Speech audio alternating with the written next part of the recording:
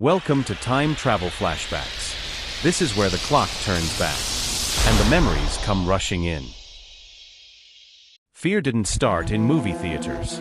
It started in the dark, before screens, before sound, before anyone told us what we were supposed to be afraid of. Horror movies didn't invent fear. They simply learned how to show it back to us. And every decade left its fingerprints on the scares it created. This is the history of horror movies, told the only way it can be told, through time. In the beginning, horror didn't speak. It watched. Silent films forced audiences to do the work themselves. No music cues. No dialogue to warn you what was coming. Just shadows stretching across walls. Eyes staring too long. Movements that felt wrong. Films like Nosferatu and The Cabinet of Dr. Caligari didn't rush the fear.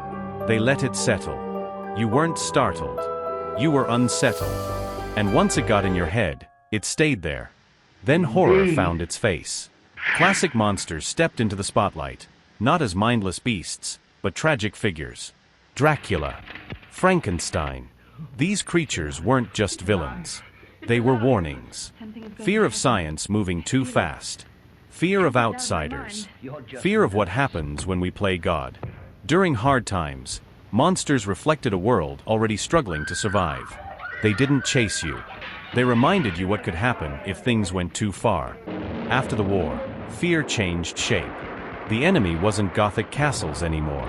It was radiation, technology, the unknown consequences of our own inventions. Giant creatures, alien invasions, experiments gone wrong. Godzilla wasn't just a monster movie. It was a warning born from real-world destruction. Horror stopped asking what if, and started asking what have we done? This is where things got personal. The monster wasn't hiding anymore. It looked like your neighbor, your family, sometimes yourself. Psycho taught audiences that safety was an illusion. Night of the Living Dead stripped away hope and replaced it with chaos.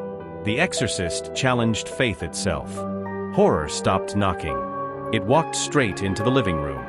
And once it did, by the 1980s, horror didn't wait its turn. It took over. Slashers ruled the decade, and theaters filled with masked killers, dark woods, and sharp-edged fear. Friday the 13th. A Nightmare on Elm Street. Halloween. The Evil Dead. Poltergeist. The rules were simple. The body count was higher, and the scares were louder. This was horror that knew exactly what it was doing. Audiences came for the fear, and stayed for the thrill. You knew it wasn't real. You knew it was a movie. But when the lights went out, you still checked the shadows. Because horror wasn't just frightening anymore. It was fun, bold, and just dangerous enough to make you smile while you screamed. Then horror pulled the rug out. What if it wasn't staged? What if it wasn't scripted? The Blair Witch Project changed everything. Shaky cameras. No soundtrack. No clear answers. It didn't feel like a movie. It felt like evidence.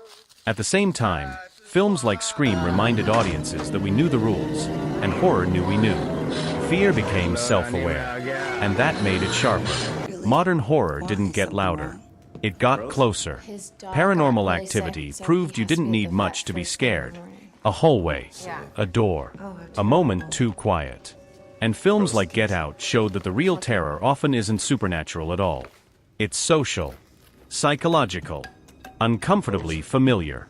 Today's horror doesn't jump out. It waits. Every decade feared something different, and horror remembered it. Long after the fashions faded. Long after the music changed.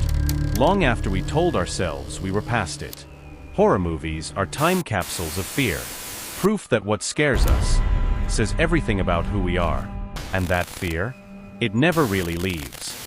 This was Time Travel Flashbacks, where the past isn't gone. It's just waiting in the dark.